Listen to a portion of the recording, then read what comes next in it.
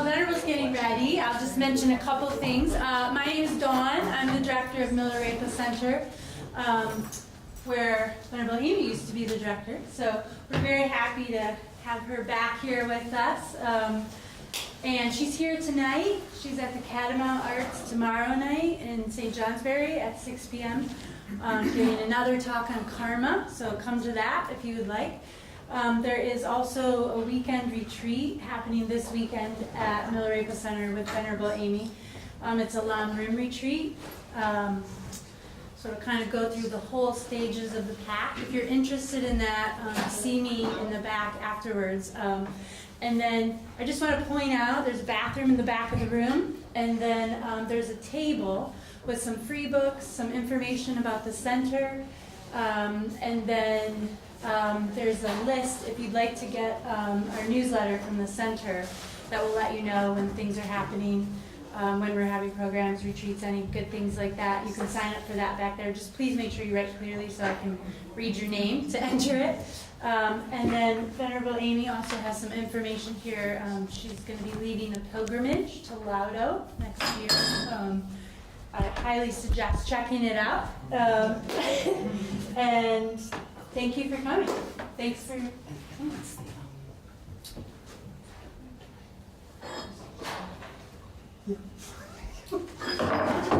Oh, sorry. I'm going to spill that. Okay. One other thing I was going to do. Okay. So we're all going to silence our phones, right? Please. If you don't mind, that would be wonderful. Thank you.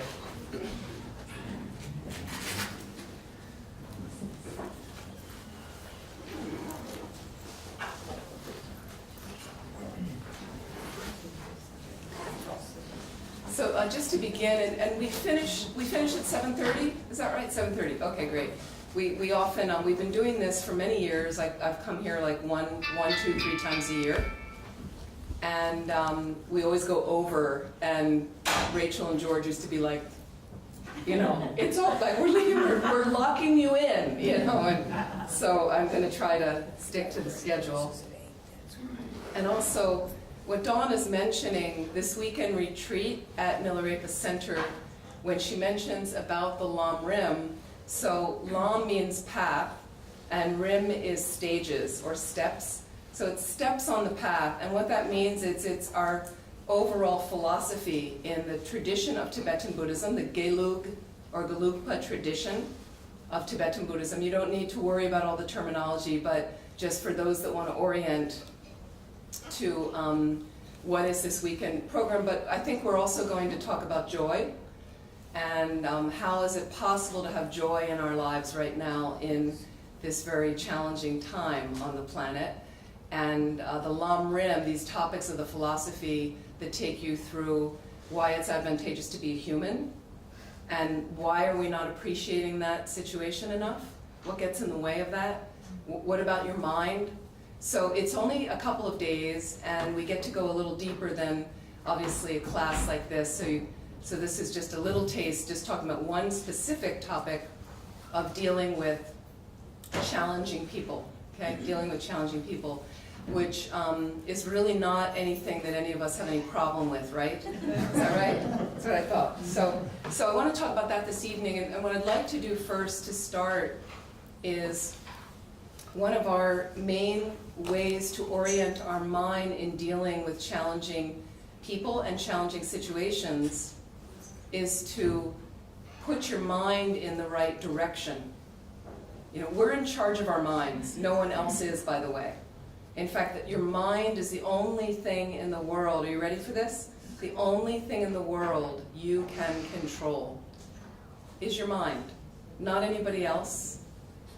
Not your mother, not your partner, not your kids, and so I just wanted to mention that. And it is difficult to control the mind. There's no question. And a lot of people are like, I'm not even in control of my mind right now. But the main way to start is setting a motivation. You're directing the intention in a certain way. And so what we do in our tradition is we are focused on benefiting and helping all living beings. That includes yourself. all living beings, or they'll say all sentient beings. Sentient means with a mind, beings that have a mind, and that's all of us here in this room. And that's all the beings on the planet. And Buddhism includes insects and animals are sentient. Okay? So how do I help all living beings when I can't even help myself? Okay? A lot of people think like that. So we have this notion, if I can become fully awake, a fully awakened being. Buddha means, in Sanskrit, fully awake. That's what it means. If I can reach that place, I'm unlimited in how I can help all beings. I have all the power to help all living beings. Buddhas are omniscient. Omniscient means all-knowing. If you're all-knowing and someone comes to you and says, I need help, I'm having trouble at work, and my relationship's a mess, and my kid is totally addicted to this or that, right? What can you help me? And what do? You advise from what you know.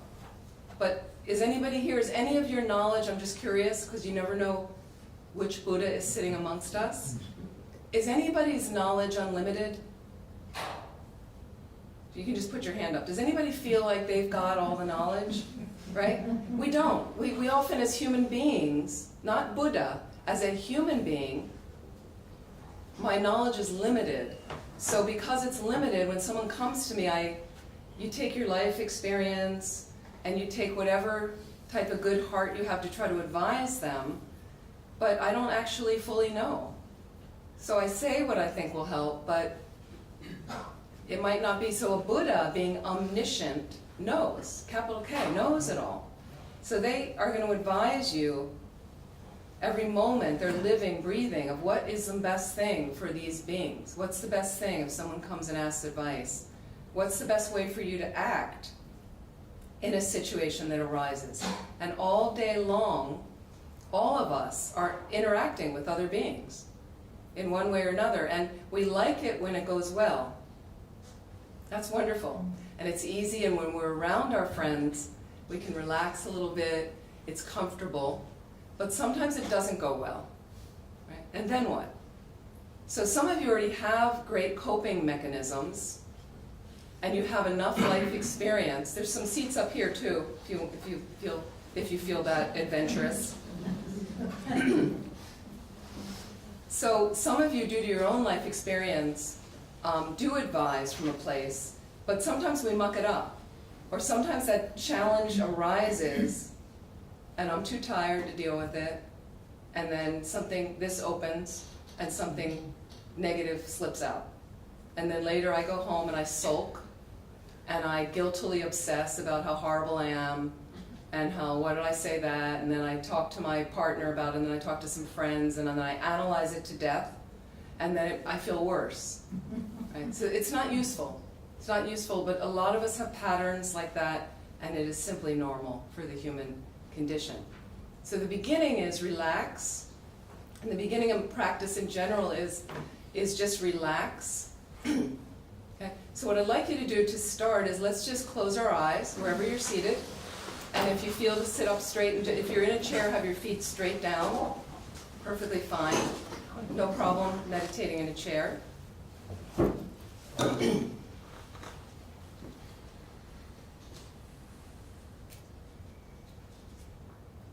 And just begin to notice a normal, natural breath moving through your system.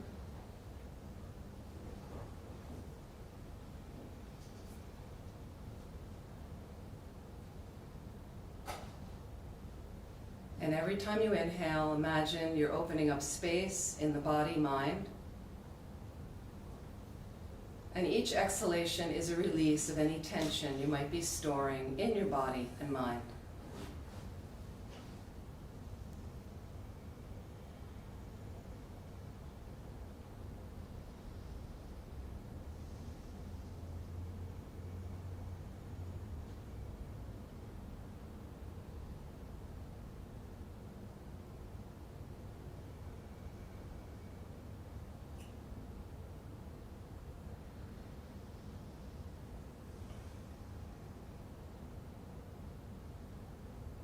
And just bringing yourself to as relaxed a place as possible.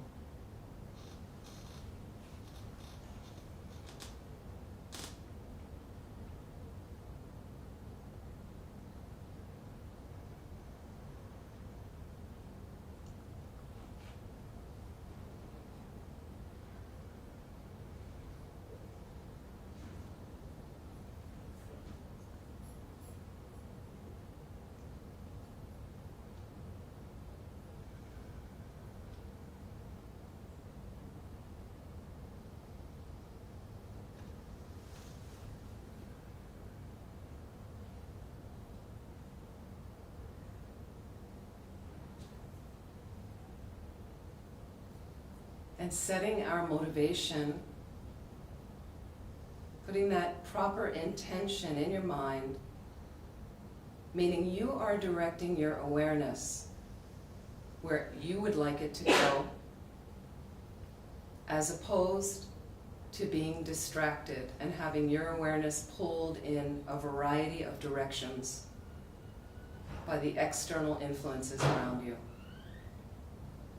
You're directing your awareness, and you can do this every moment you think about it. So through the day you become imbalanced, you can reestablish your motivation. So in this tradition I am in, again, we're very focused on benefiting all living beings. Imagine the planet if we were all focused in that way.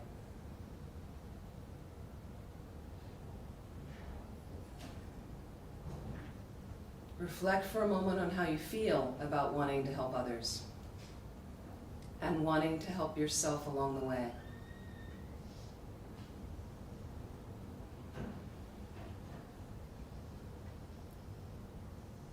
And what if you lived in a space where you could do that every moment perfectly, effortlessly, without any fear or constraints, without any distractions, and you were happy all of the time?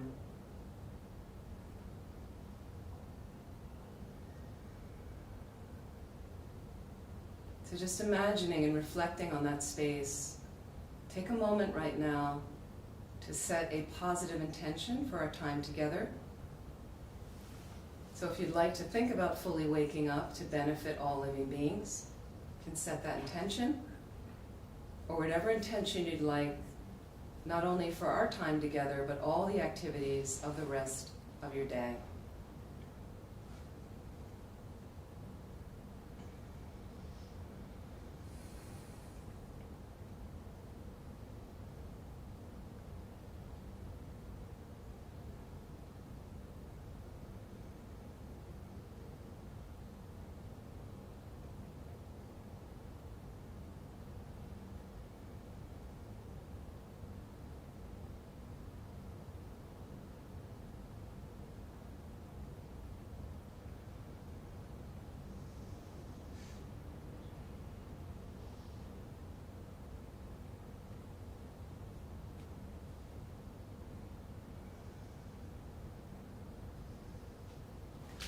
And then I'd like you to bring up one of your difficult, challenging people in your lives, just one.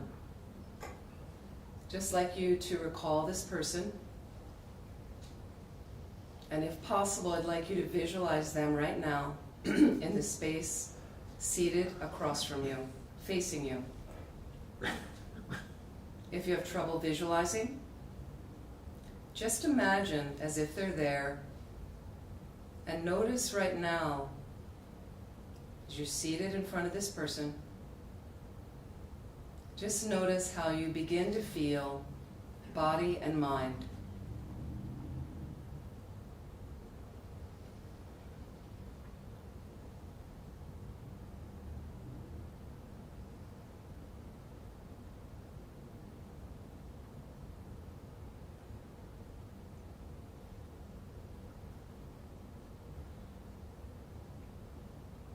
So take a little moment to rejoice at yourself right now, because number one, you got yourself here into the room.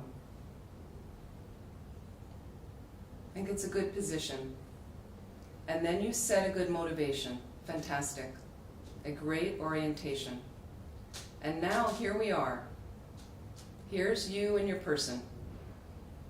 You have this perfect opportunity to transform your mind. One of the best things you can do right now for the planet is to transform your mind into something more positive, something more loving. So I'd like you now to think about this person in front of you. I'd like you to recall, if it's possible, a recent situation. If not recent, go back because the person may have passed away as well. You can also use someone who's passed away. Someone who in a sense holds you hostage. I'd like you to recall one of the nasty incidences that the two of you were engaged in. Just try to think of one of these situations that was uncomfortable for you. And allow it, push that play button on the recording. Just take a couple minutes of the interaction, noting what they are doing or saying, noting what you are doing, saying, and thinking. And just roll a couple minutes of this time, this precious time, with your precious person.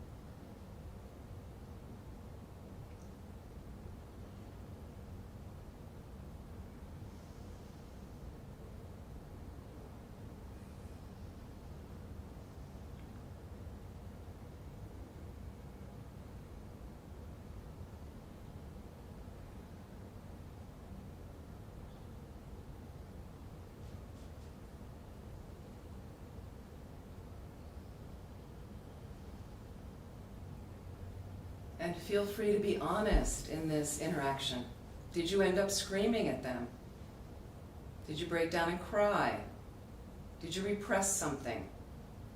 Did you say something really awful to them? Just notice, just observe, without judgment right now. You're just observing. We're watching a movie, that's all.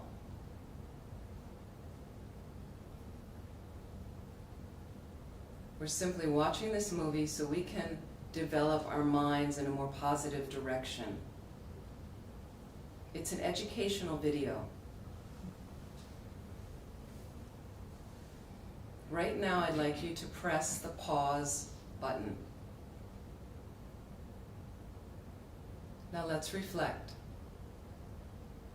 What are we going to do with this person? They're not really holding us hostage. Only you are.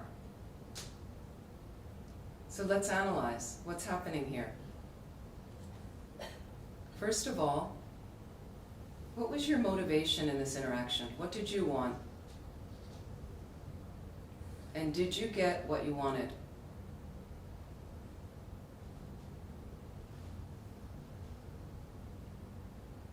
Was it reasonable what you wanted? Was it realistic?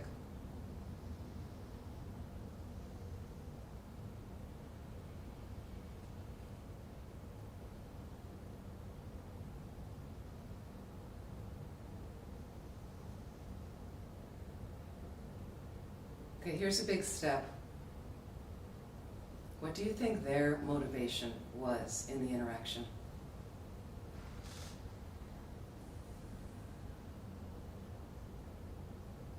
So number one, we notice when we're having trouble with someone, when we're fighting with someone or disagreeing with someone,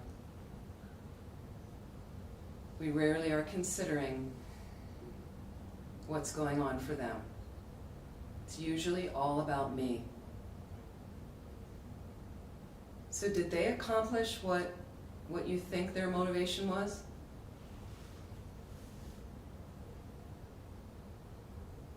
Did they get what they wanted?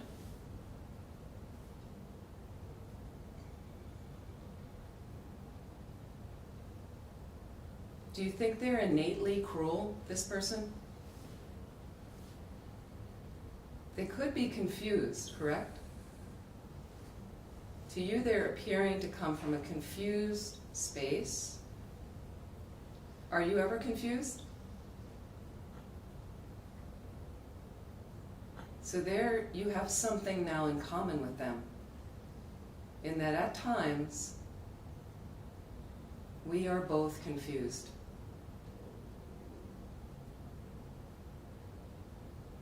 Let's analyze a little bit more. Fundamentally, don't you want to be happy and not suffer?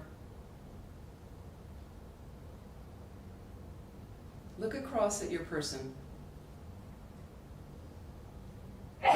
Don't you think they want to be happy and not suffer?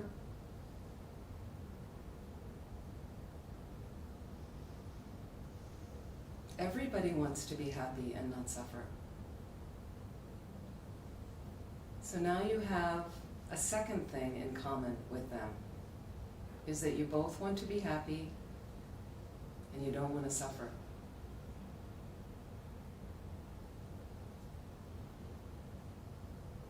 So here's a third thing to think about. In Buddhism, we talk about everyone having Buddha nature. Buddha nature. It does not mean you're a Buddha, but it means you have a seed, a potential in your mind that can ripen into a fully realized being, a Buddha. And every being with a mind has that potential. So you may say, well, there's terrorists on the planet, and they don't have the same nature that I have. But Buddhism says everyone has a seed of goodness. Some just have more obscurations and veils covering that seed. Our practice is stripping away the veils and the obscurations. So for some, they're thicker, but fundamentally, and again, look across at your special person, we both have Buddha nature. We have a seed, a potential that can ripen into a fully awakened being. So how do you feel about the person now that you have three things in common with them? Look across at them. Now, based on the interaction, are you completely clear what is happening for them during this interaction? Do you happen to know their minds? Do you know that they have a sick child at home? Do you know that they're worried about their money? They're having relationship issues? They hate their job?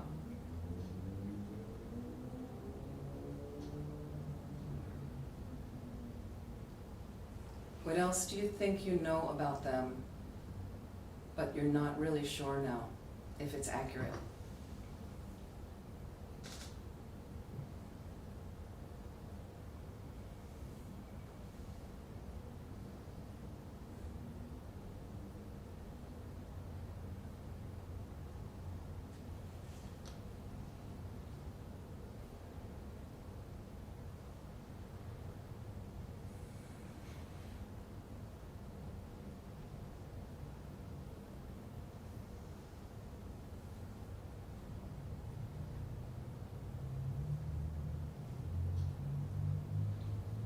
So for a moment now, I'd like you to exchange places with this person. So as if you're in their body, and they're across in your body, and you are looking out through their eyes right now, back at you, angry. Imagine you are them. They are you. What is it like to look out of their eyes in this interaction, looking back at you, angry? Are you pleasant to fight with? Are you pleasant to have a disagreement with? Imagine that looking out through their eyes. How does that feel?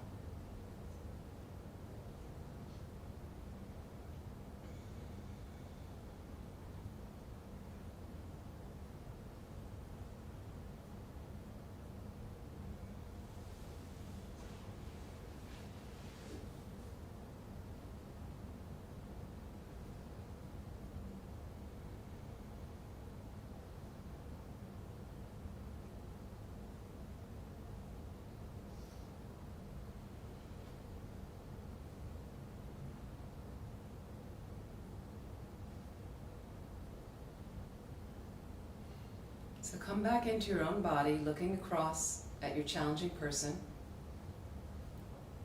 and just consider, have they made a mistake? Are they inaccurate in whatever behavior they're showing?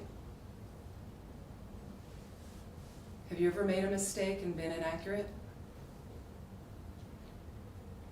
Do you have some level of your heart right now that can layer some acceptance towards them?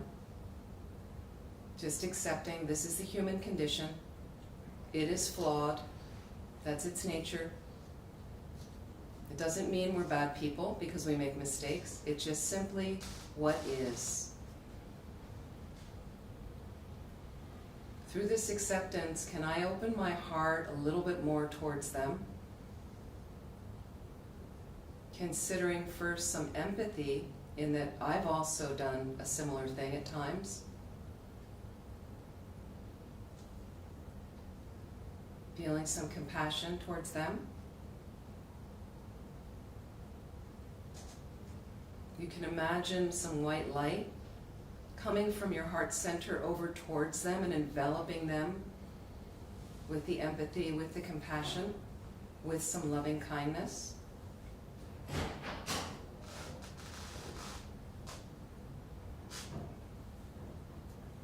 Why not send this positive experience out to the planet rather than the hatred and the hostility, which there is enough of?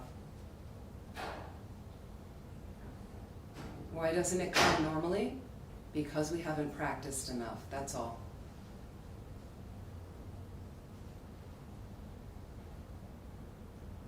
And especially this person needs it.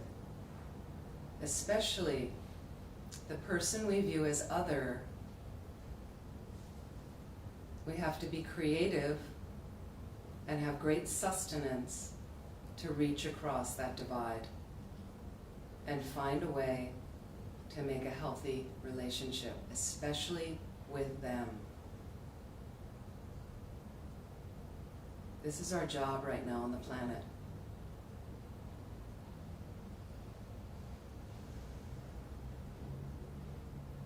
So I'd like you to roll back the recording, rewind.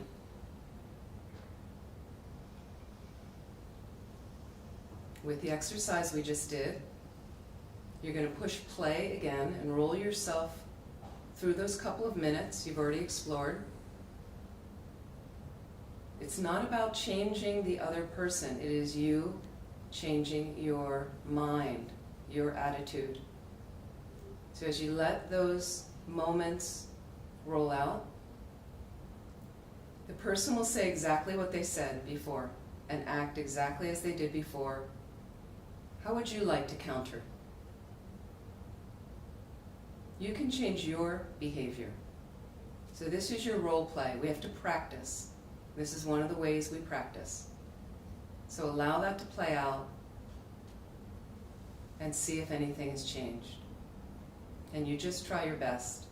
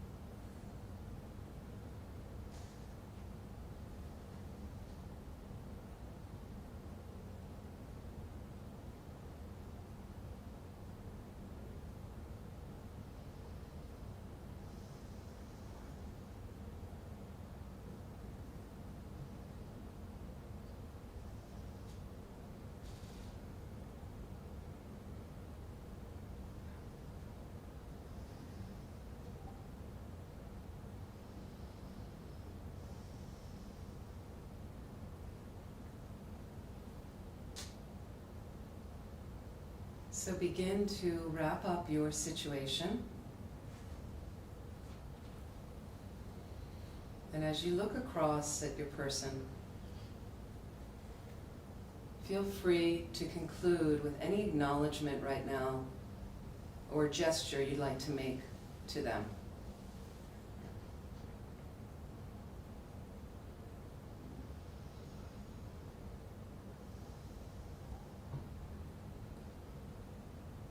And slowly allow them to dissolve back into the space from where they came.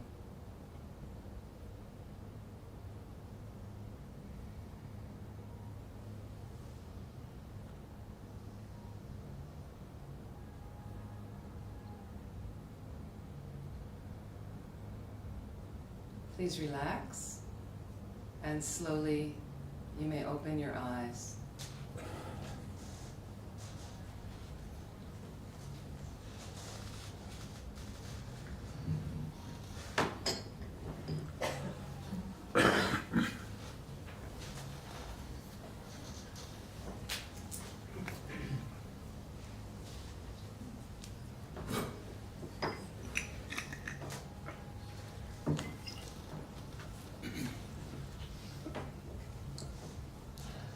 So I wanted to mention with these challenging beings, these challenging people in our acceptance, if we'd like to explore the acceptance, which is hard, there is this idea that they're doing the best they can.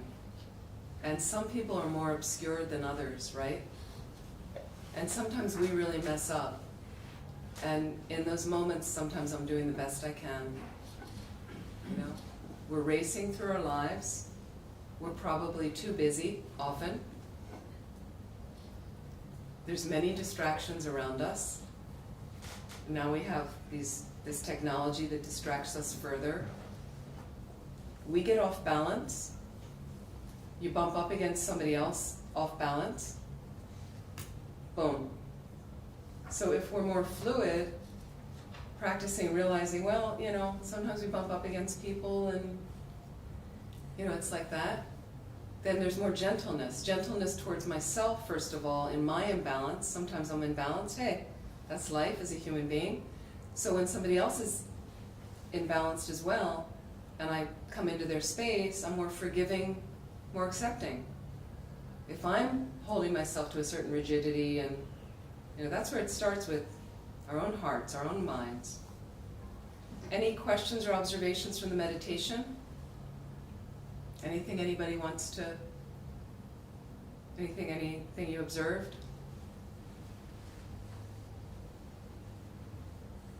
Was it helpful?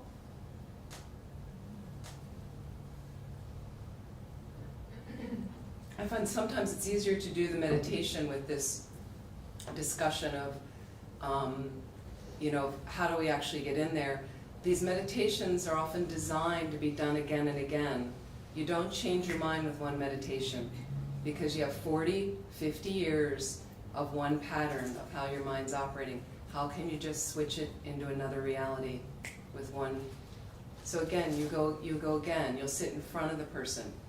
I had some great strides with someone close to me in my life through doing this meditation away from them. So that when I would visit, you know, they lived across the country from me, when I would visit, and I knew we were going to get into this thing, that and I would say they pushed my button.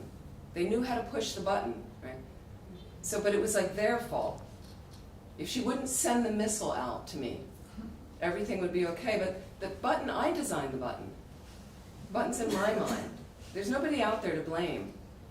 Okay? So a very freeing thing is to let go of the blame and the accusation on the other. We're a society of blamers. Somebody else's fault. It's always somebody else's problem. You know, I'm having a bad day today. It's somebody else's fault. Okay? So Buddhism takes all of that away, frees you from that harness. Totally frees you from that. I found that wonderful. As a Buddhist, you are an inner being. An inner being. And that means that whatever is in front of me at any time, I'm watching my mind, observing my mind, and thinking like, well, how's my mind showing up here? How come I was snippy to her? How come I feel really good about this person? Why am I attached to this? Why is there some hostility here? Oh, look at how uncomfortable I am now. So the other thing is, in the initial thing when you looked across at the person, comfortable or uncomfortable? Uncomfortable, right? For most people, it's uncomfortable. We don't like to be uncomfortable. God forbid in the United States of America, right? I teach around the world, but in the States, we seem to have the most trouble with discomfort. We do not want it at all on the horizon. So when it appears, we wriggle and try to do anything, and blaming is one way out of it. You know, it's their problem. They're doing this to me. Okay? So basic mindfulness practice now, which doesn't necessarily make it a Buddhist practice, but mindfulness is a big hot topic in the States right now, and I think it's brilliant. So basic mindfulness is, here's the person, and you may have somebody at work, and you know, as soon as they walk in, there's like tension in your body. Every time you're around that person, you know, the holidays are coming up later this year. And Christmas will come, and sometimes you're at a Christmas event, and there's old Uncle Harry that completely pisses you off. Whoever it is, that person in your family, that there's always some issue with him or her. So some of the things you can anticipate. But instead of anticipating with tension leading up to it, what if I kind of know I'm going to walk into the room and he's going to be there? How about 3 deep breaths? This is basic mindfulness practice. Use your breath. You're breathing anyway. Why not use it in a more beneficial way? So, nobody needs to know what you're doing. Another deep breath. You're at the uncomfortable business meeting, and there's the jerk at work sitting across the table, right? Deep breath. And in the breath, it's okay if you're noticing your thoughts, and your thoughts are like, oh, can't stand this guy. Look at the shirt he's wearing. Did he comb his hair today? Doesn't appear to be. He smells, right? I mean, this is just normal with that other person, okay? Use a little humor. Sometimes I'll notice a sweeping judgment and rising up in my mind, like some wild horse. Here it comes. And then I'm like, what do you know, Amy? What do you know about this person? Look at you. You know, and sometimes I'll even have visualizations of me taking the reins. Whoa, back here, okay? So it's perfectly fine. Use humor and use visualization if it works for you. There I am, and I used to do this at, when I was a new Buddhist, working for a magazine, and we would sit around a conference table. There were some very big egos there. And I kind of, as a new Buddhist, was watching, and I'm thinking, God, like, who does this guy think he is? Jeez. But instead of suddenly, take a deep breath, another deep breath. I'm listening to the meeting, I'm still hearing, here I am. Take another deep breath, and by the end of the 3rd breath, often, perspective opens up in my mind. Some space is there, and I'll be like, and what I can start to do for my practices is I can start to introduce, I did this at some of the business meetings, just as I want to be happy and don't want to suffer, he wants to be happy and doesn't want to suffer. Just as I want to be happy and don't want to suffer, she wants that too. I don't have to say anything, but I'm thinking it in my mind. Instead of, he's such a jerk, look at him, he's so stupid, he doesn't know what he's, you know. Instead, I'm countering the thoughts. I'm not repressing the thoughts. I'm not like, you know, I'm not anxious now. I'm not saying, I'm not angry at him. No, I'm kind of going, whoa, those are some pretty uncomfortable thoughts. Okay, there they are. There we have them. I'm not going to deny that I have them. There they go. And you know what? I don't need to attach any more importance to them, and I do not need to over-elaborate them now and make them bigger. Every time we start feeding into the stories, did you ever do this? You go to a party. I just talked to somebody today about this. You go to a party. You come into the house, whatever, your dinner party, reception, whatever, right? You see somebody you know across the room. That you want to kind of see them, and you know, there's some history, whatever, you want to see them, and they see you, but they're engaged already talking with someone. But they see you across the room, and they notice you, they see you, But then you notice that when they looked over at you, they weren't smiling, and you somehow interpret that there's some problem with you in regard to them. Like somehow there isn't this, but they're engaged in a conversation already. So first of all, isn't it interesting how I think I'm so important? Number one, they should make a beeline over to me now that I've walked into the room. I'm important. Number two, they must be talking about me. I'm that important. Must be about me. Right? Number three, the fact that they didn't smile and they've got some kind of funny grimace on their face, funny expression on their face right now, again, I'm so important, it must be about me. My goodness, that's a lot of weight and a lot of trouble for our minds. Right? And then I start a story from there. Well, he's always like that. He always does that. And then he does this. Or she's always, and then she really, and I know that we had that little thing before at the store, and she must be thinking about, and then it rotates into a huge, epic saga.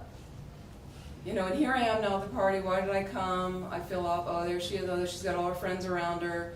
Rather than going over eventually to greet her or him. Hi.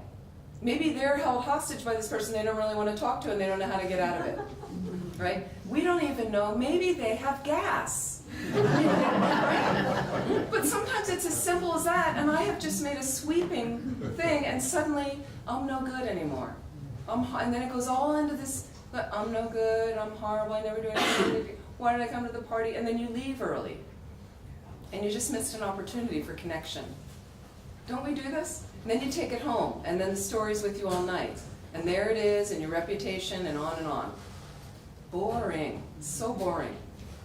We bore ourselves with this stuff, okay? So, and here's another thing with the difficult person. So first of all, we're making up stories that are not accurate. Stop your stories. Notice the story, don't repress it, just notice, go, whoa. Sweeping epic right now, Amy, and I have this myself. Amy, stop. Stop thinking. I even say to myself, stop thinking. It's not necessary thinking, not positive thinking. I don't need to think that way. It's useless. Because I don't even know what's true. But I'm making something up and I'm invested in it. And then I think it's accurate. Oh my goodness. Right? So first of all, you just notice the bubbles arising, and they're bubbles. What's the essence of a bubble? Not much. Nothing there. You hit it with your finger, you try to touch it and grab it, boom, gone. Okay? So what if you just notice them? Bubbles arising, here comes this person, here they are. The other thing is that the interesting thing about the other person is, and this is a higher level of Buddhism, okay? You actually need that person to practice and transform your mind. With your friends, it's easy, and my mind's not really doing that much work. It's easy, I can kind of sit back and relax, I can say whatever I want, I can do, it's okay, they accept me, they forgive me, they love me anyway, like that. But here comes the difficult person. Well, this is how you practice patience. We're not doing it with our friends, but the difficult person, it's the only way I can perfect patience. You need perfected patience to become a Buddha. So I need this person. In fact, they are that precious to me. That's how you start receiving the other, the challenging person. What if we can get to that mind space where I see them and I'm welcoming them, like, okay, and I started doing that once with a guy we were working with at this magazine. You can try, where you're looking forward to, tomorrow I know I have that meeting with a person, I really have trouble getting along with them, and they're so difficult in the office, so tomorrow's I have a chance here. Great, it is buckle your seatbelt. It's buckle your seatbelt time, and I may not get it totally right, but I'm definitely gonna do better than the last time. When the last time I left licking my wounds, or freaked out by them, intimidated by them, or angry at them, yelling at them, whatever it is, or just adverse from them, where I'm like, not working with them again. This is my opportunity. And sometimes with this difficult person, here's another thing. What about one kind, simple gesture towards them? Basic kindness. Our planet needs this right now. Basic kindness. Okay? And I mentioned, and some of you heard the story before, but this guy at the magazine that no one liked, who really was quite rough with people when I heard him speaking in the office, in his office with other people, and it was scary, right? Well, he was so asocial, he didn't really know how to be around other people politely. He just was scared of other people. Who would have thought that? It's like a chained dog.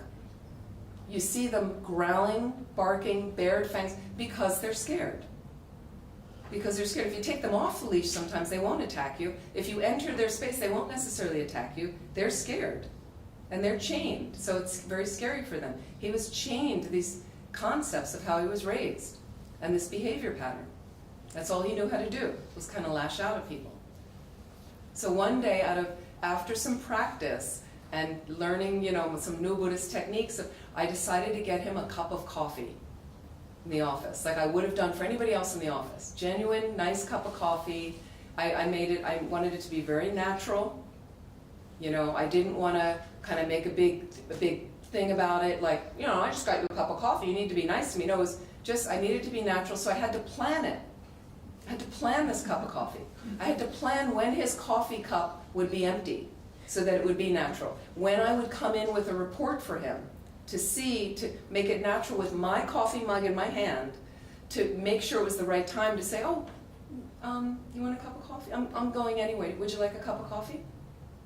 Like, to make it that ordinary, like you do with other people. But because he was so belligerent, it was scary. I didn't know what would happen. And I would try it. But first I had to learn how he took his coffee, another exercise. And I learned with cream only, no sugar. So that took me a week to learn that. And then finally the opportunity, and here I come in, my mug, and here this, and suddenly, and then my voice a little wavering, like I was like, I didn't want to blow it, and would you like a cup of coffee? No one had ever done that with him in the office. So totally disarmed him.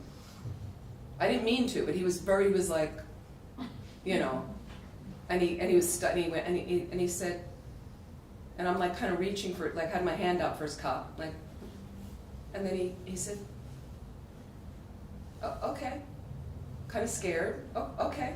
He'd never had the context, he had no practice of what this is like between people. And so I went out, and then what you want to do is make a good, nice cup of coffee. I'm not going to be like, throw salt in it. I mean, some of us want to do that with the other, but so I made a cup of coffee like I would drink it, and just came back in, no big deal, no kind of like, here's your coffee, aren't I great? No, here you go, and I left. And that was it, we were friends after that. Just a cup of coffee, that was it. So some simple, kind gesture, but it has to be genuine. It has to be genuine, I like your shoes. Really nice top. And people can feel when it's genuine. You don't want to be dishonest about something. The hair is spiking this way, oh, your hair looks great, Come on. Okay. But from that on, I had people in the office coming up and asking me, like, quietly, what did you do? How is, he loved you, like, and I said, I got him a cup of coffee. So it can be something really simple that breaks the ice, because this person is also holding you as other. When you looked out through their eyes, what was that experience like for you? How was that, turning the tables?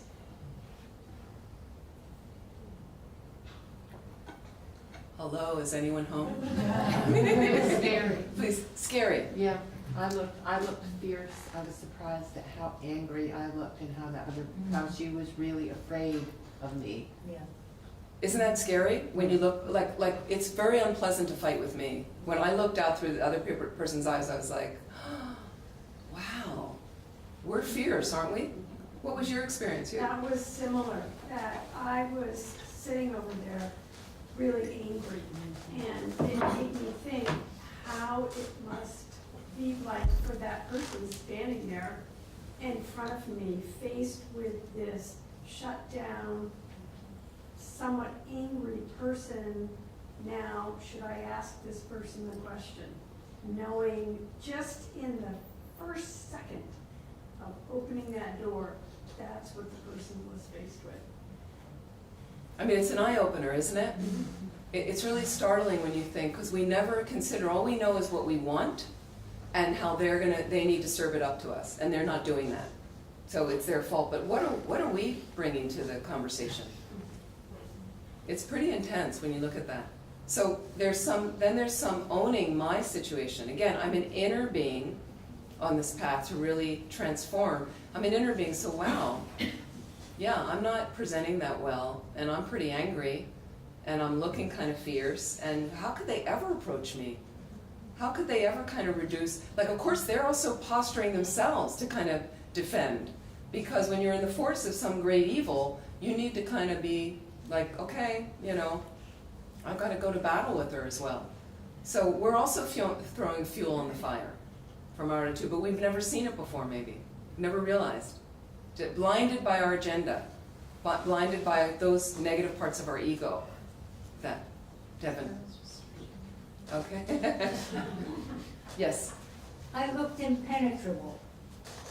And impenetrable because I had put up my armor because I was feeling vulnerable. And I didn't want to be taken advantage of. Right. I wanted to protect myself, and so I had this really, like a wall, you know, like I was putting up a wall. Right. So, and it's interesting, thank you for mentioning the word vulnerable. Vulnerable. It's a big word bantered around now in our culture. There was a sense that vulnerability a long time was not okay. Some of you may still feel that way. Vulnerability is not okay. It appears to be weakness. And then some of you have read Brené Brown, the sociologist, brilliant, you know. So she's the one who kind of broke it out there that vulnerability is actually, she says, the birthplace of creativity, innovation, and change. Well, that's different. That's different. And I had somebody, my dad passed away in early July, and I have a friend that is often texting me, how am I doing? And it's very sweet and very nice, and he's very supportive. And occasionally at the end, when I'll just say, yeah, I'm cleaning this out of the house now, or I'm taking care of the paperwork for this, and these are just things you do. You know, it's no big deal, it's no big horror, but sometimes it's a pain, but it's no big deal. And then he'll always say, like, be strong, or be strong, stay strong. And I wrote back to him recently, and I went, well, you know, what about, I think being vulnerable right now is really helpful for me, to feel the vulnerability. I don't need to feel all the strength of, my dad just passed away. Like, I don't want to armor myself. I want to feel that. I want to feel the sadness when it arises at times. I want to feel like the memories and miss him at times. And so I find that creativity, innovation, and change is helpful when you feel the hole in your heart, you know, or you feel afraid of someone, you know, and then you get a glimpse of yourself and you may feel afraid of your own ferocity. And realizing that, wow, I'm putting this out there. So suddenly it's like, okay, so I can innovate and I can change and I can do something different. Do something different. When you went back and replayed and rewound and then pushed the play button again, what happened? Any observations? Did you do the exact same behavior? What was different? What did you try that was different? Did it change anything in the situation? Yeah. Well, I was able to talk to them instead of just acting it out. And did you notice if you did something different, because a lot of you were nodding, if you did something different, did they change at all? They didn't change, okay. Some of them did change. Some did change, right? So it's interesting because we'd like to change others, but the only one you can change is yourself. That's it. So you can give up the whole trying to change this other person, but when you do change because you are part of the world, the ripple goes out.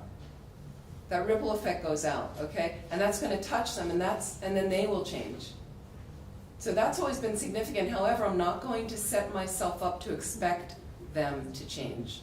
Let that go.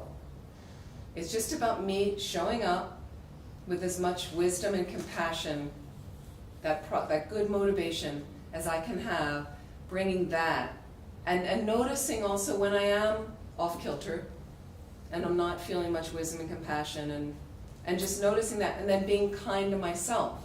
How about basic love, kindness, self-compassion, love and kindness directed towards myself, also the self-compassion. It's a huge part of the practice, and we forget that. We feel like we're not allowed that. Okay, it has to happen. It has to happen for us to be able to one day embrace the other and to create a healthy relationship with the other, especially. Right? So again, you can sit over and over, but I mentioned the very beginning is just take it to the breath, the basic mindfulness practice. Okay? And then what I notice from the breath is as it calms you down, because it automatically does that, and I start just noticing the flying bubbles of, and I might say, oh, these really non-virtuous thoughts, whatever, oh, I should. It's not like I shouldn't have these thoughts. The thoughts are just happening. So let them go. Okay, they're happening. It's just out of a habit. They're happening. That's all. I don't need to get any more involved in them. And eventually they stop happening. They slow down and stop happening. And then another breath. And this is me doing the best I can. Okay? And then this is me with the breath. Oh, wait a minute. This morning I had a motivation.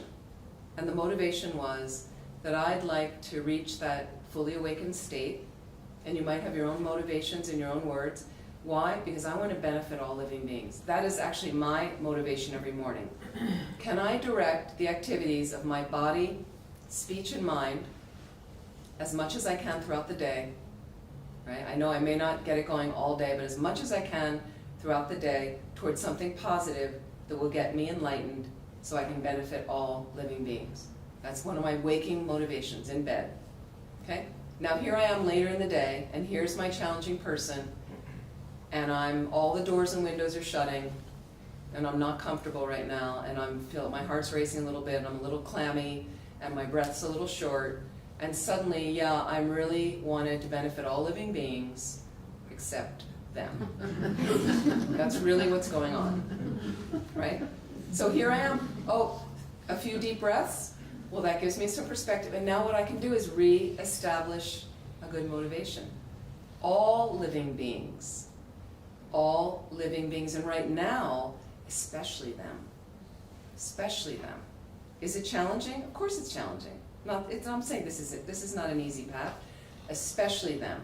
Okay, that's right. I did wake up. I want to become a fully awakened being and direct my activities, body, speech, and mind to something positive, benefit all living beings. Okay, especially them. Okay, now I have the motivation there. Nice. Okay, now here I am in front of them. And then you can start the exercises, just as I want to be happy and don't want to suffer. Well, they want the same thing.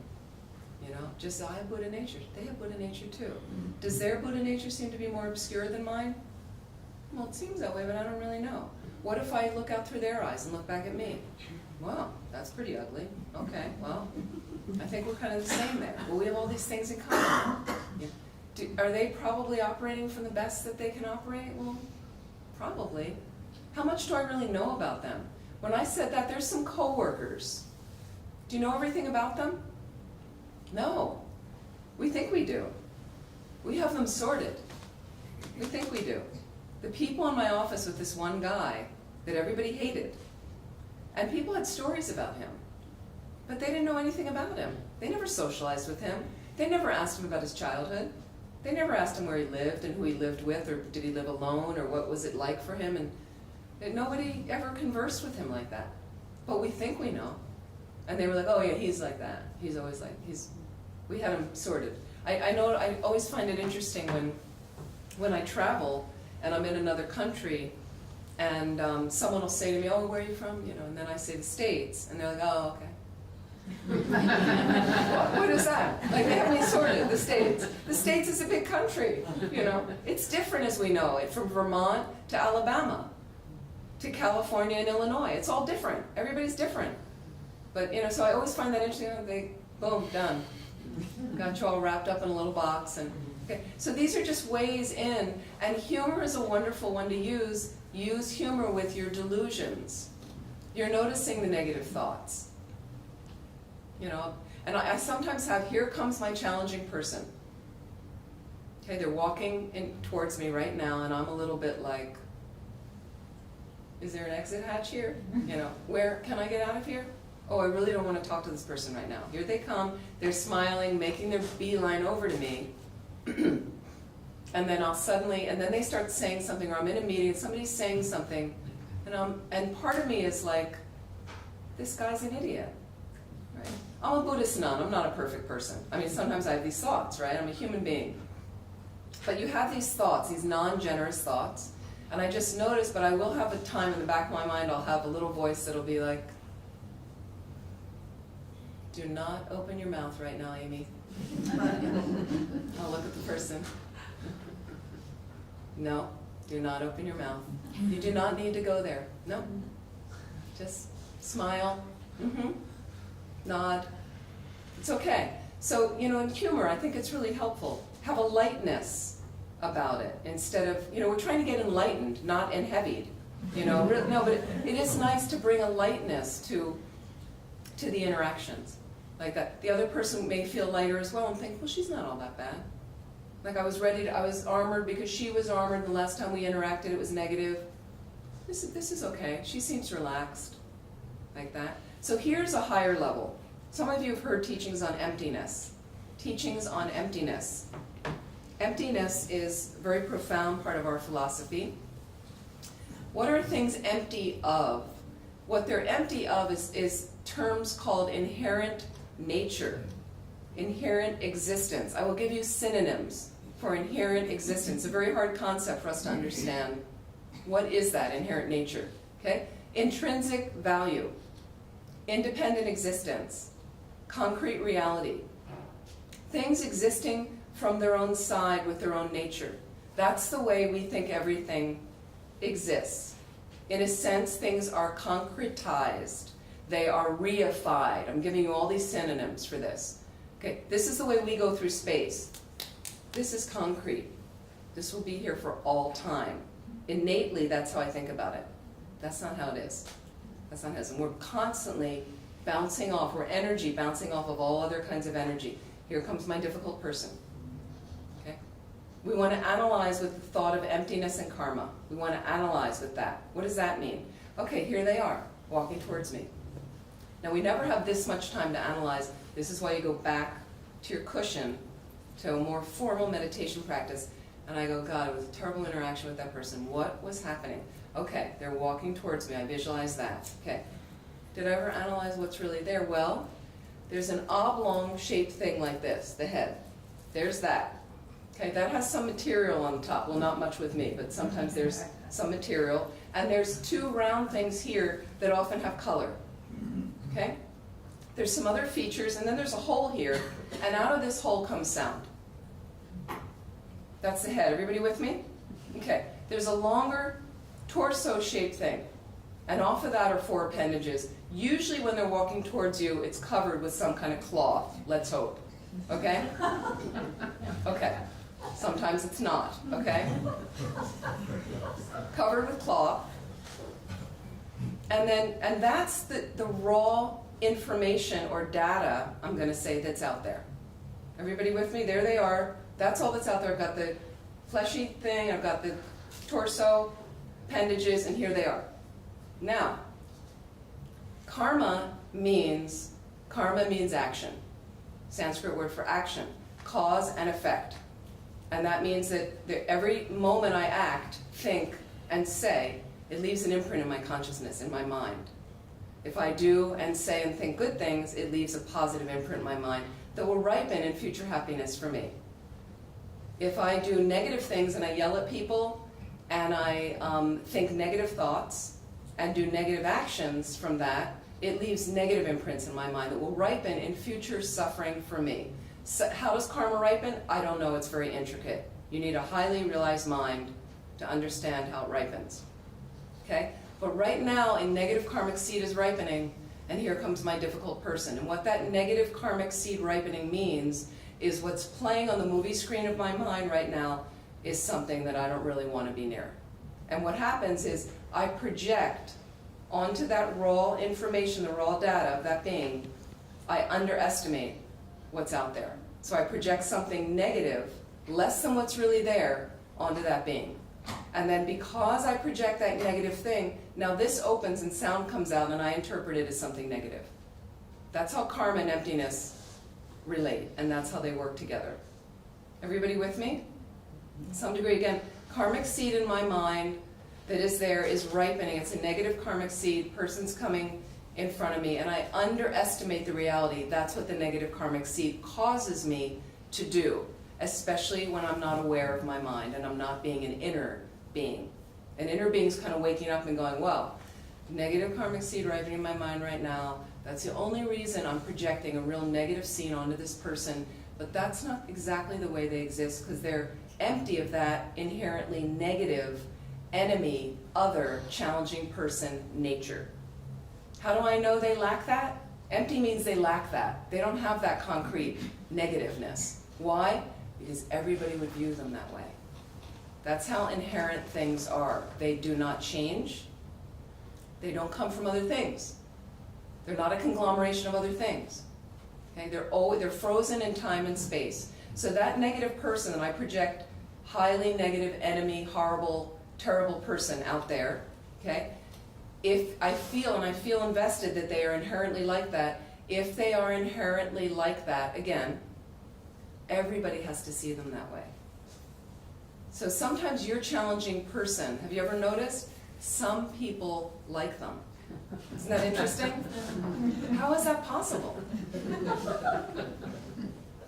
They suck. How is it possible that this person is friends with them? How is it possible when the boss that you don't like is yelling at you and somebody in the office is happy about that? Right? You're having a terrible time, but somebody thinks that's great. Let's analyze, let's go back. All that's happening with the fleshy oblong thing is it's getting red now because he's yelling. Out of this comes sound.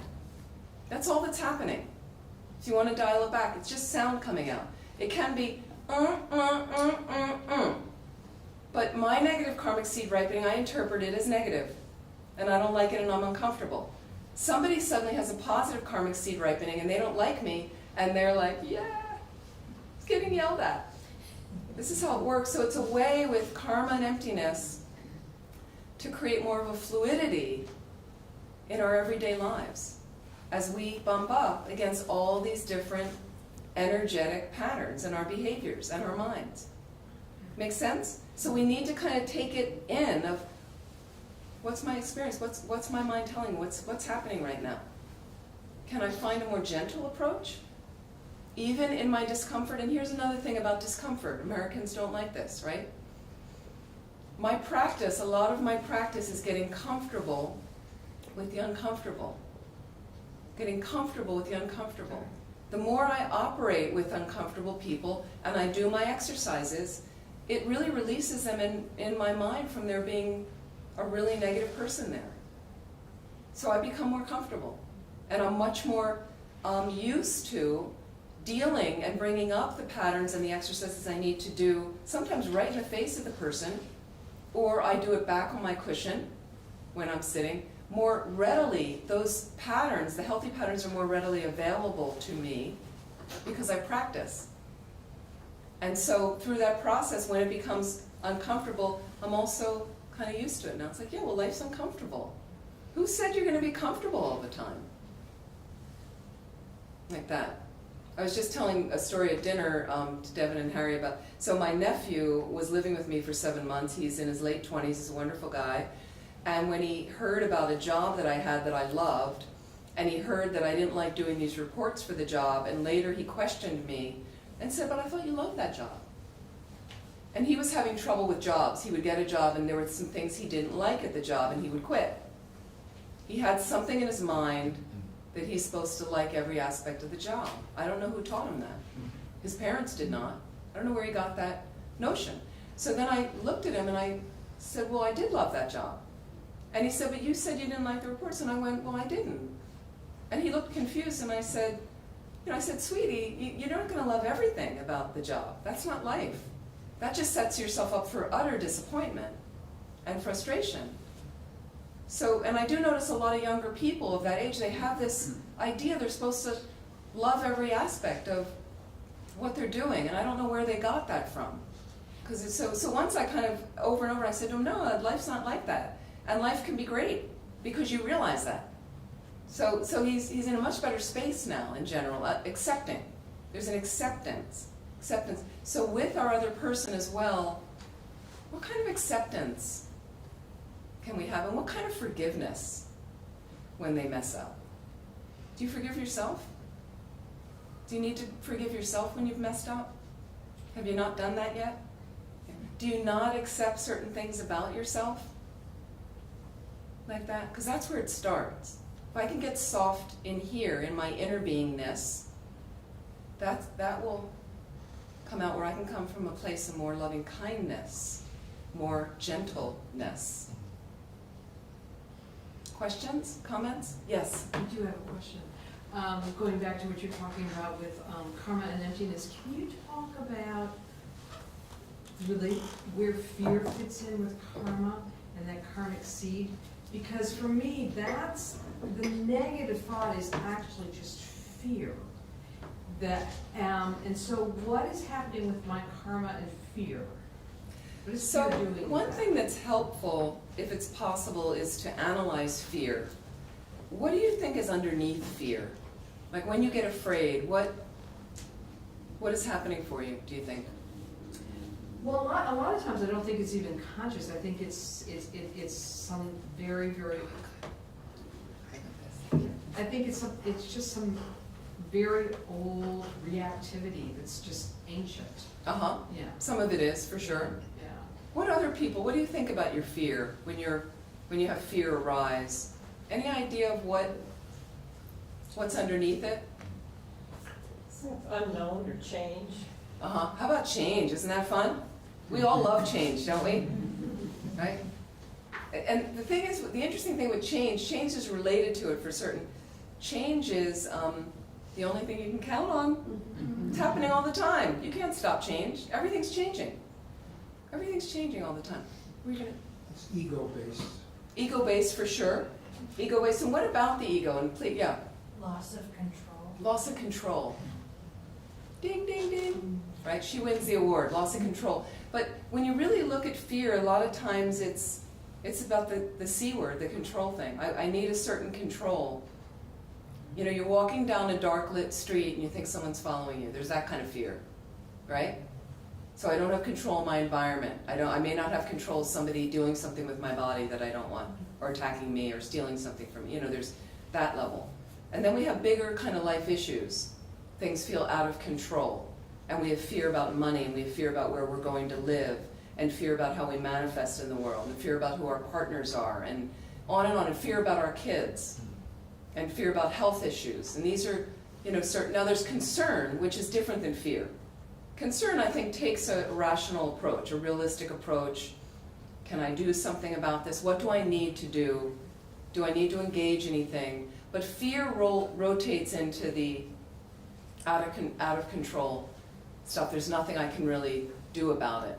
So some of it, I think, is innate, which would come from a karmic propensity to suffer from fear and things like that. And I think that does, where there's previous moments of my consciousness, previous moments of my mind that have more of a habit of fear in it than other things. So what's helpful, and what they often tell us in our Buddhist practice and our Buddhist passage, is to start to identify what your delusions are, okay?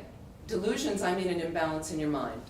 And I mean things like all rooted in fundamental ignorance or confusion.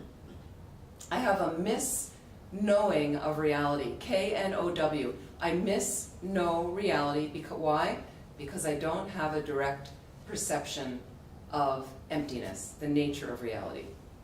And because of that, I underestimate certain things as karma arises, and then I over-embellish certain things, and that creates attachment. So when I underestimate, that creates aversion and hatred, and when I over-embellish, that creates attachment and desire. Those are the three root delusions: ignorance, attachment, and hatred. And then from those spring other delusions: pride, jealousy, anxiety, depression, fear. So you get the idea of what imbalance in the mind. So they say, and when I just mentioned a bunch of those for you right now, Laziness is another one. Forgetfulness is, it goes on and on. When I mentioned some of them popped up for you bigger than others. Some people are very attached. That's their big thing. Some people it's anger. Some people it's a combination, but they say know your main delusions and go after those first by learning what the antidotes are and practicing over and over when you can, if you can, in formal meditation. I can't stress it enough. And if you can't, just trying to use some mindfulness practice to counter great sweeps of negativity from coming out of you, things like that. So I don't know if that's helpful. And understanding that the fundamental nature of my mind, the mind has two qualities, by the way, according to Tibetan Buddhism. Two main characteristics. We've talked about this before, and it's very nice to see so many familiar faces here, and some new faces as well. So the mind has two qualities in Tibetan Buddhism. Any idea, if you haven't heard this before, any idea what those two qualities are? Your mind or consciousness, same thing. What do you think those qualities are? Your mind. What's it like? Any guesses? Curiosity. That's layered in one of the qualities, certainly. Storytelling. Storytelling is also part of one of the qualities. The mind does those things, yep. Seems like it's endless, or, Endless. Endless, how did you say it's endless? Can you describe that a little bit? I don't know what boundaries there are. No boundaries? I don't think so. No boundaries to the mind. That would describe a little bit of one of the qualities. Okay, I'm going to give you the first one. You ready? You're sitting down. This is a little shocking for people. Your mind is clear. That's one of its actual characteristics. Is that what your mind's like? So most people are like, my mind's busy. Busyness is my mind. Most people say that first. One aspect of your mind is clarity. Clarity. And you go, well, that's not my mind. Okay, but that's actually your mind. Second quality is awareness. Awareness. So curiosity, storytelling come into moments of consciousness, the awareness, like that. The mind is a continuum. They say it has no beginning and no end because every moment of the consciousness has a moment before that caused it, and a moment before that caused it, moment before. If you have a lot of fear in your mind, it's usually because there's a pattern of fear in your mind. More moments of fear causing the next moment of fear, the next moment of fear, the next moment of fear, the next moment of fear. We all know we have different personalities and different traits. I know some people, they tend towards depressiveness, right? I know some people that are always happy when I see them. I know some people that have really, really good heart. They're always thinking about others and how to help people. And then I know some people that are, they're not the nicest of people. They're okay, but they always have a little snippy, kind of sarcastic barb somehow. And we're all different. And it's just because that's what our minds are familiar with. What is your mind familiar with? Okay? Sometimes it's anger. Sometimes it's frustration. Frustration's a lesser degree of anger. If I can catch myself at frustration, maybe I can stop my mind from getting into full-blown anger by noticing it at frustration or irritation or annoyance first. Okay? So it's very helpful to just understand that actually when I'm suffering from a big delusion, one of the big antidotes to any type of delusion is remind myself of the nature of my mind, that it's actually clear and aware, that's all. And right now, I'm aware of anger in my mind, or I'm aware of fear in my mind, but actually my mind is clear, is really has a clear light nature in its most subtle experience. So that helps to cut a little bit of my hanging on to like I'm always like this and I'll always be like this. So we're nearly out of time. Is there any other questions about anything in Buddhism as well, and anything we talked about this evening? I have a question. Yes. What would you think of as the best way to practice self-forgiveness?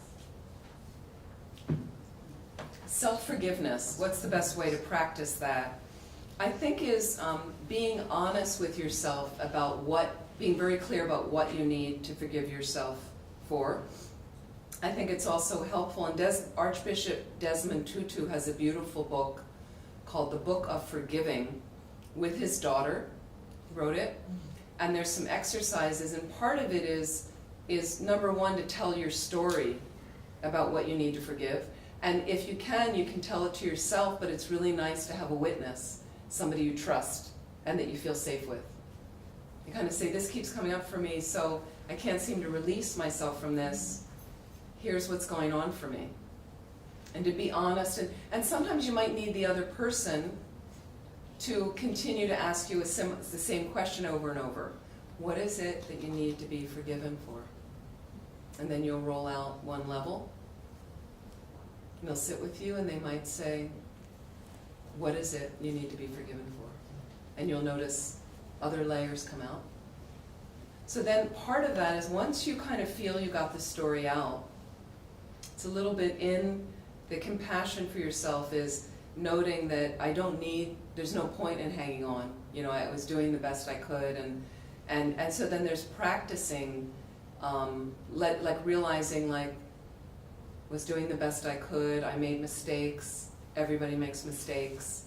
I can certainly do a remedial action if I need to ask somebody, say I'm sorry to someone, or do something reverse of what I was doing if it's possible. Sometimes that's not necessary and it's too late. Person's passed away, like that. Sometimes I can put the person, visualize them in front of me even if they've passed away, and say what I want to say to them and be kind to them and say I really blew it and I messed up. That can be very healing.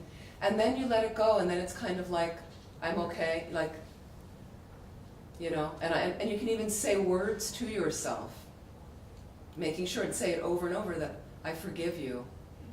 Forgive you. Visualize yourself across from you. Do the exercise over and over. Now don't be surprised, and let it go and be like, this is the best I could do right now. Don't be surprised if you wake up the next morning and you need to forgive again. Some things take more time to forgive. But the process is really powerful. He has more in the book about it. It's really useful, really helpful.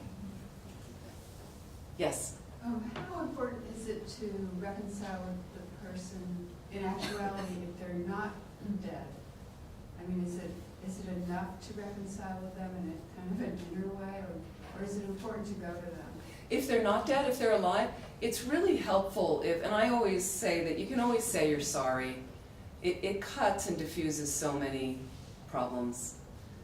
So we have a big, in Lojong teachings, mind training, we have one of the verses of the 8 verses of mind training, it's a very profound text, has a section that says, offer the victory to others.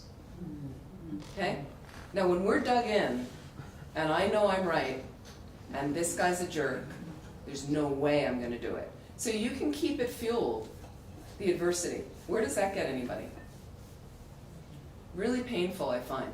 So there's times, and I know one time at a center, I was running the center, a woman came for retreat for a few weeks, very unhappy with whatever we did. She just wasn't a happy person. Railed on all the staff, ended up needing to talk to the director about how unhappy her time was. Came in to talk to me, and we had a really good staff, and so I spoke to her, but right in the beginning, I just said to her, I didn't think we had done anything wrong, personally. But I did apologize to her sincerely that I was really sorry it was not the experience that she was hoping to have. And I was very sorry if we had contributed to any of that.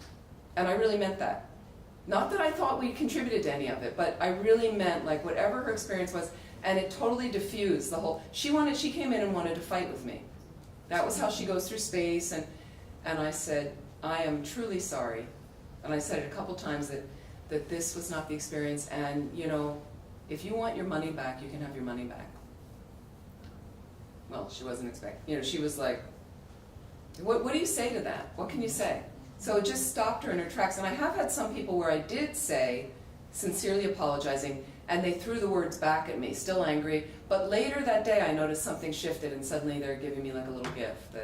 It shifts the energy unbelievably to apologize. And then if it's possible to do a remedial action if you feel you need it, you broke something of the person's in anger, and you buy them a new dish or buy them flowers. I just felt like I wanted to make a peace offering. I've had people do that, and that can be a nice gesture as well. Not as necessary, but apologizing, I find, is so much cuts the tension. And then sometimes you see them on the other side, yeah, I'm sorry too, just sitting in my head, and I had a terrible weekend, and and suddenly there's connection, positive connection. So let's finish there, and I want to mention, if you would like more of this, we have a night at the Catamount in St. Johnsbury tomorrow night.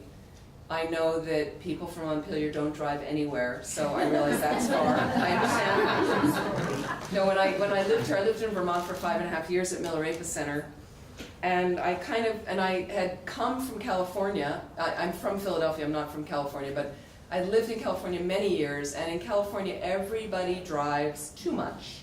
So you have that extreme. In Vermont, nobody wants to drive anywhere. And at night, the roads are dark and they're not well lit and there's animals, and so I kind of was getting used to it. I was like, it's just an hour. It's 45 minutes. Like, what's the problem? And anyway, St. J. But we are having a weekend retreat, Friday evening to Sunday afternoon at Milarepa, that will definitely deliver a deeper level of a lot of our philosophy with more meditation. If you'd like to join us for that, fantastic. But what you really must join me for is this pilgrimage. I unfortunately only have one. I forgot to bring my cards, but my website's on here, amymiller.com, if you want to see what I'm doing, because there's another retreat on the Hudson at Garrison Institute the following weekend in New York, if you want to come down and have an experience like that, the Path of Joy, but a lot of other activities. I'm also teaching in Western Massachusetts on my way south, and Southern Vermont and Grafton after here. So this is a pilgrimage I'm leading in May 2020. I led the last one last October, and we had a wonderful group of people to go to this remote retreat center called Laudo. I've done a lot of retreats there. It's in the Mount Everest region of Nepal. And we actually trek in Nepal, so you have the magnificent scenery, and then we do a 3-day retreat at the retreat center that's optional.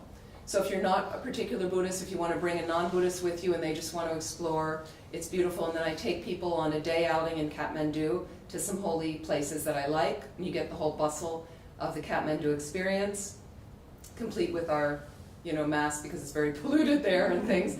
And then we'll also have a day outing in the area of Laudo, around the mountains there, to see some very holy places there of many, and I know many of the people there, so we're going to be visiting some friends of mine, and it's very special. So if you want kind of a trekking in Nepal experience with a more spiritual aspect, please consider, if you'd like, come up and take a photo of this, and then you also have my website, and all the details, the itinerary is on my website. I can't stress enough how wonderful. I know it costs money, it's not cheap, but it's really worthwhile, and everything's taken care of for you. So I do hope to see you again, and I want to thank you so much for joining us this evening. And anything else you wanted me to say? Great. Thank you so much. Thank you. Please be kind. That's the most important. Please be kind to yourself, and then we'll be kind to all others. Thank you so much. And so may we dedicate in closing, as our other little bookend to our motivation, whatever positive energy we've created from this time together, may we invest it in helping our minds be more peaceful and opening our hearts so we can reach a place of full awakening and be of the most benefit to all living beings. Thank you so much. Thank you.